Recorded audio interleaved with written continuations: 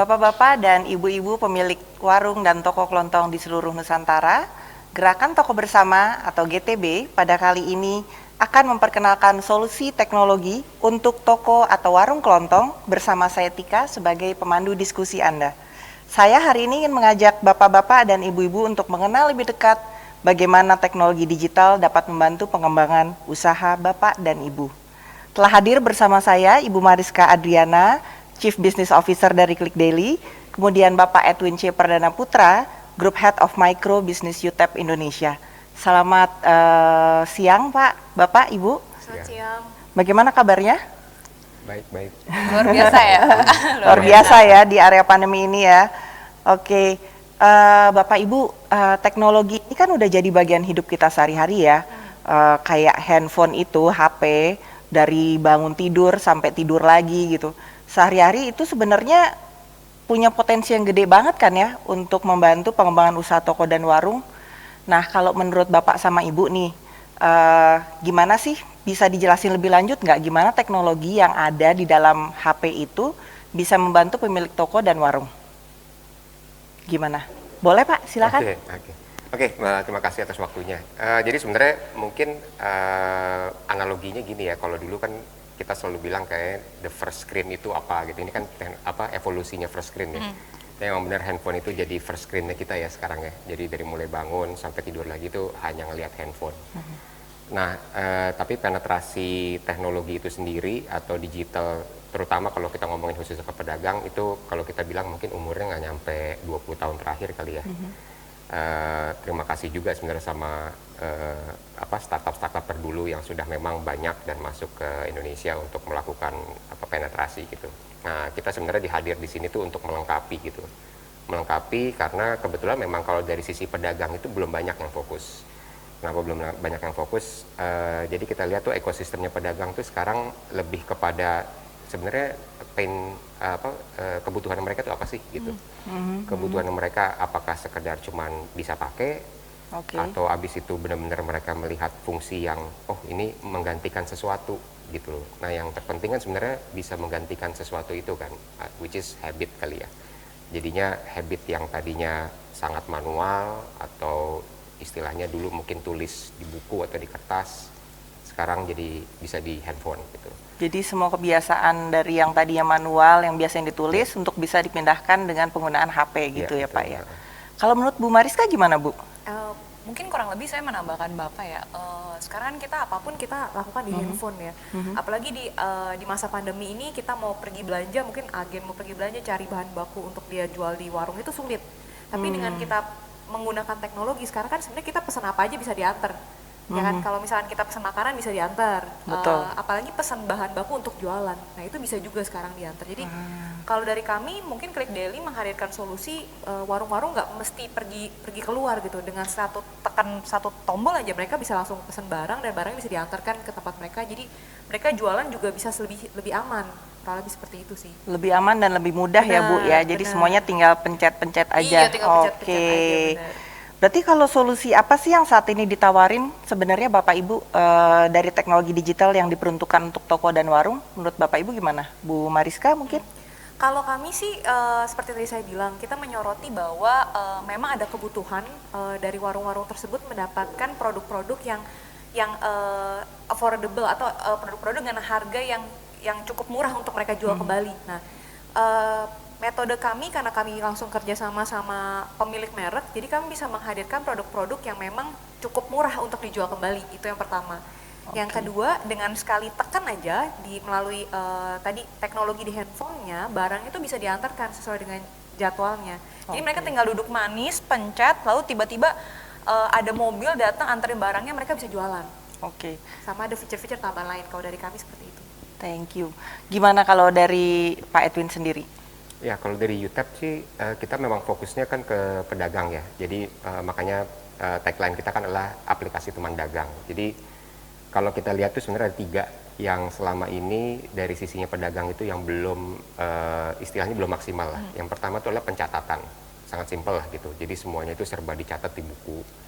Belanja dicatat, jual dicatat, pun misalnya ada yang dalam tanda kutip ngutang dicatat. Nah, itu kan sesuatu yang mungkin dulu mereka nggak ngerti bahwa itu bisa sesuatu yang jadi hilang atau malah merugi gitu. Nah, jadi salah satunya adalah catatan. Jadi pencatatan di aplikasi UTAP itu menjadi salah satu yang penting. Nah, kedua, habis dicatat kemudian bisa apa gitu. Nah, sekarang ini kan lagi hebohnya semua itu terima QRIS, ya QR nasional, sehingga dari sisi pembayaran cashless itu gampang banget lah sekarang. Segampang mengunduh aplikasi, mereka muncul QRIS, mereka bisa terima pembayaran cashless. Jadi Dan tinggal download ya Pak ya? tinggal download aja gitu. Dan lebih relevan lagi gara-gara pandemik ini gitu, karena semuanya serba harus kalau bisa non tunai lah ya. Nah, yang ketiga sebenarnya dari sisi kita adalah yang dibutuhin pedagang sekarang itu apa sih? Kita lihat walaupun pedagang pasar ataupun warung itu, mereka itu kan tidak pernah berpikir promosi sebenarnya ya. Jadi di sisi kita itu memarketingkan atau mempromosikan mitra-mitra kita itu penting gitu, karena mereka selama ini bisnisnya sebenarnya diam aja, nunggu customer datang, transaksi terjadi, malah mungkin hanya maintain customer yang ada.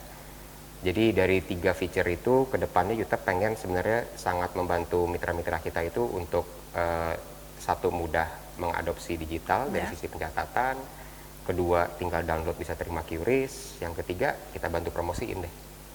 Jadi kalau misalkan saya boleh simpulkan, keuntungannya adalah untuk si pemilik toko dan warung adalah lebih mudah, lebih aman, lebih jelas ya, karena semua tercatat seperti itu ya, Bapak dan Ibu. Nah, coba kalau dengar penerapan teknologi terus tadi ada kata download lah ya gitu kan, ada kata mengunduh dan sebagainya, itu kan kayaknya kesannya susah gitu, terus mahal gitu ya. Nah, harus nggak sih ada keahlian khusus untuk orang tuh bisa pakai atau menggunakan itu? Bener nggak sih? Harus ada keahlian khusus gitu?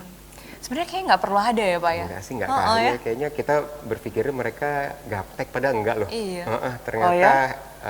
handphone udah di mana-mana ya. Jadi cukup mudah sih untuk kita datang ke mereka, jelasin ya istilah, malah kadang-kadang istilah unduh yang jadi agak awam. Download itu malah lebih gampang download. Lebih gampang. Benar, Oke. benar. Apalagi anak-anak aja sekarang gunain handphone aja udah bisa kan, anak kecil, apalagi pemilik warung, pedagang, pemilik toko. Jadi sebenarnya cukup mudah sih. Oke, jadi nggak benar ya. Syarat apa sih sebenarnya yang harus dimiliki sama toko sama warung tadi untuk bisa menggunakan teknologi ini tadi, penerapan teknologi?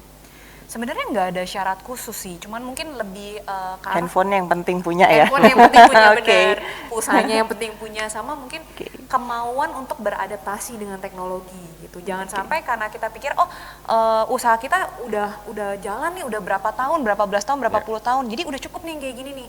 Akhirnya nggak mau melek teknologi, nggak mau coba belajar. Padahal kan kita tahu bahwa teknologi itu kita nggak bisa tahan. Laju teknologi itu pasti akan terus berjalan kan. Nah, baik untuk pedagang, untuk mereka tahu bahwa teknologi itu tidak untuk mengecilkan usaha mereka, tapi sebenarnya membantu membesarkan usaha mereka dan membantu promosi tadi yang seperti Pak Edwin bilang. Iya. Ada yang ditambahin Pak? Nah, kalau di YouTube tuh kita punya beberapa persona dari mitra gitu. Nah, sebenarnya yang persona paling banyak itu adalah sebenarnya pejuang harian. Pejuang harian. Pejuang harian. Jadi yang penting hari ini untung. Oke. Gitu. Nah, sementara digitalisasi ini sebenarnya kita pengen mentransformasi mereka menjadi pemimpi tangguh.